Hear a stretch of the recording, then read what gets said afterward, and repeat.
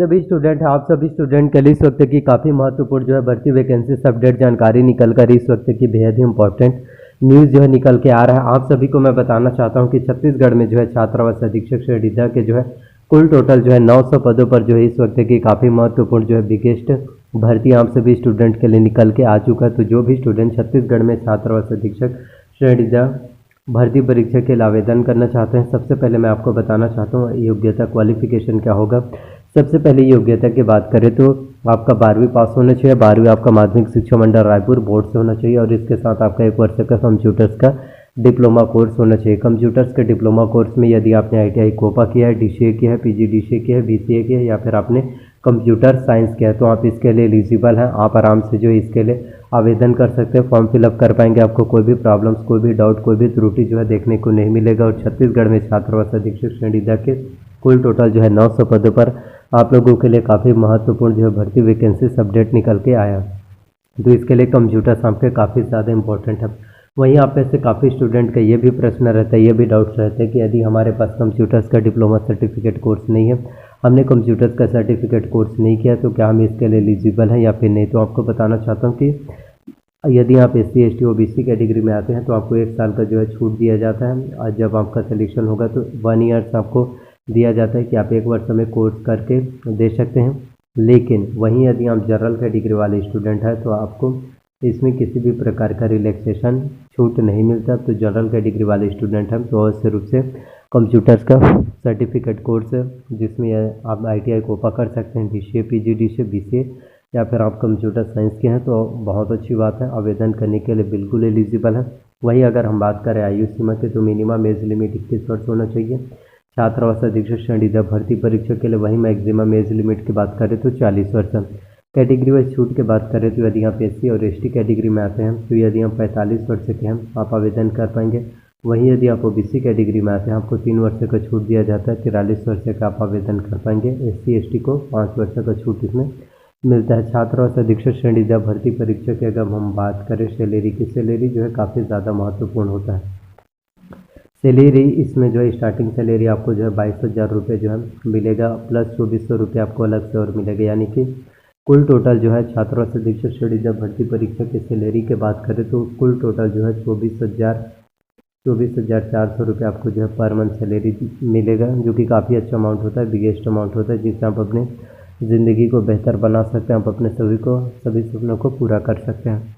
अब मैं आपको बताना चाहता हूँ सिलेबस के बारे में ताकि आपको और अच्छे से जानकारी जो है समझ में आ सके, बेहतर जानकारी, और आप एग्ज़ाम में अच्छे से नंबर ला सकें। तो मैं बताना चाहता हूँ छत्तीसगढ़ में छात्रावास श्रेणी द भर्ती परीक्षा के सिलेबस और एग्ज़ाम पैटर्न के बारे में। आपके एग्ज़ाम में कुल टोटल 150 प्रश्न पूछे जाते हैं। प्रत्येक प्रश्न आपके 1 अंक के होंगे और इसके साथ इसमें माइनस मार्किंग 1/4 जो है देखने को मिलता है। यदि आपने 4 प्रश्न गलत किया तो आपका सीधा 5 नंबर कट जाएगा। तो जितना हो सके निगेटिव मार्किंग से आपको बच के रहना।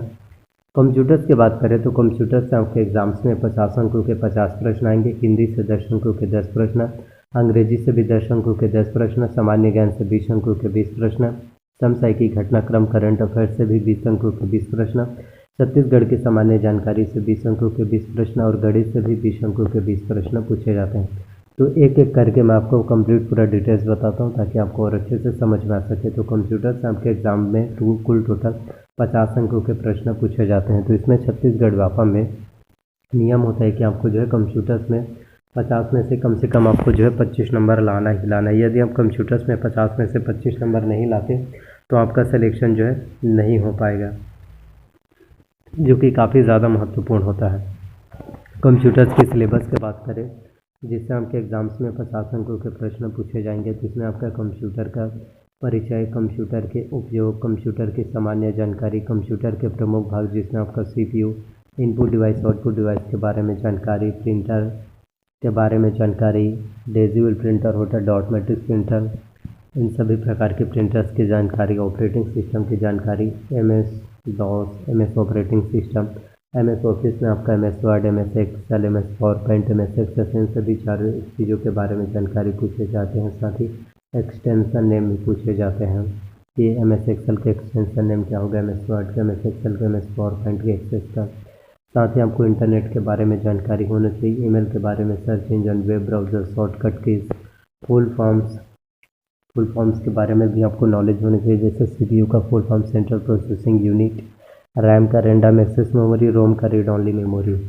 तो कंप्यूटर्स की तैयारी यदि आप बेहतर तरीके से करना चाहते हैं, कंप्यूटर्स के बारे में यदि आप संपूर्ण नॉलेज पाना चाहते हैं और कंप्यूटर्स में 50 में जो 25 नंबर आपको लाना अनिवार्य है, तो यदि आप 25 नंबर लाना चाहते हैं तो इसके नाम जो है परीक्षा मंथन कंप्यूटर एक परिचय। जी हाँ, यदि आप परीक्षा मंथन कंप्यूटर एक परिचय, इससे यदि आप कंप्यूटर्स की तैयारी करेंगे तो आपकी कंप्यूटर्स की तैयारी बहुत अच्छे से हो पाएगा।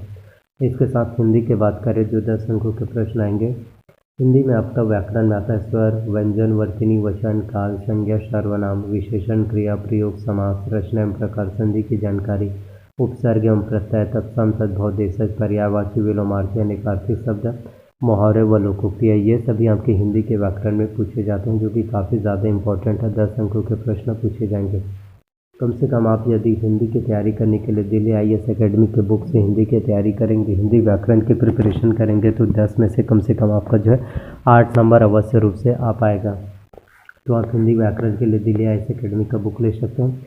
इसके साथ बात करें इंग्लिश के, तो इंग्लिश में आपका जो है ग्रामर भी काफ़ी ज़्यादा इंपॉर्टेंट होता है आपका कंपटीशन एग्जाम्स के लिए। तो ग्रामर्स की तैयारी यदि आप करना चाहते हैं तो इसमें आपका आएगा noun, pronoun, tense, voice, narration, conjunctions, preposition, article, degree, question tag, one word substitution, subordinate, coordinate, finite verb, non finite verb, precis writing, इन सभी से ग्रामर्स के बारे में कंप्लीट नॉलेज पूछे जाते हैं। तो इन सभी से हम जो है ग्रामर्स की तैयारी अच्छे से कर पाएंगे, जो कि काफ़ी ज़्यादा इंपॉर्टेंट होता है। सामान्य ज्ञान की बात करें तो छत्तीसगढ़ के सामान्य ज्ञान के लिए, छत्तीसगढ़ की जानकारी के लिए आप जो है competition academy Hariram Patel sir का छत्तीसगढ़ विशिष्ट अध्ययन, इस बुक से एग्जाम्स की तैयारी कर सकते हैं, प्रिपरेशन कर सकते हैं, ताकि आपको छत्तीसगढ़ के बारे में जो है कंप्लीट नॉलेज मिल पाएगा और आप छत्तीसगढ़ में बहुत अच्छे से नंबर ला सकते हैं।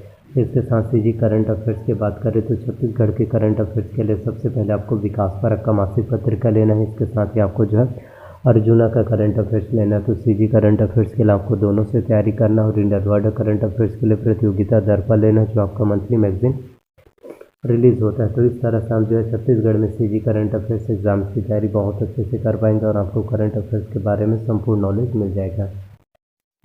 तो करंट अफेयर्स के वास्तविक रूप से नॉलेज इकट्ठा करने की कोशिश कीजिए, जो कि काफ़ी महत्वपूर्ण हो जाता है। मैथ्स की बात करें तो मैथ्स की तैयारी करने के लिए आप जो है डॉक्टर RS अग्रवाल का बुक ले सकते हैं। मैथ्स में आपका आएगा घातांक, अनुपात, समानुपात, चक्रवृद्धि ब्याज, साधारण ब्याज, लघु गणक, घन, घनाफ, औसत, चार्ज, समय तथा दूरी, इनसे संबंधित प्रश्न पूछे जाते हैं। इसके साथ हम बात करें रीजनिंग के, तो रीजनिंग भी काफ़ी ज़्यादा इंपॉर्टेंट होता है। रीजनिंग की तैयारी करने के लिए आप जो अरिहंत का मास्टर रीजनिंग ले सकते हैं, जिसमें आपको वर्बल, नॉन वर्बल, एनालिटिकल, ये सभी दिया रहता है।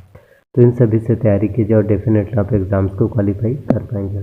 तो प्लीज़ अगर वीडियो आपको अच्छा लगा हो, पसंद आया, तो प्लीज़ वीडियो को लाइक कीजिए। चैनल पर नए तो प्लीज़ चैनल को सब्सक्राइब कर लीजिए और वीडियो को जितना हो सके अपने फैमिली में, दोस्तों में शेयर कीजिए। इसी तरह से मेरे चैनल पर हम सभी लोगों को नई गवर्नमेंट जॉब वैकेंसी से रिलेटेड वीडियोस मिलते रहेंगे। तो इसी तरह से आप लोगों के लिए नई वैकेंसीज आते रहेंगे। बस मेहनत कीजिए, आपका सिलेक्शन ज़रूर होगा। धन्यवाद, मिलते हैं अगले वीडियोस में। अपना ख्याल रखिए, तैयारी कीजिए।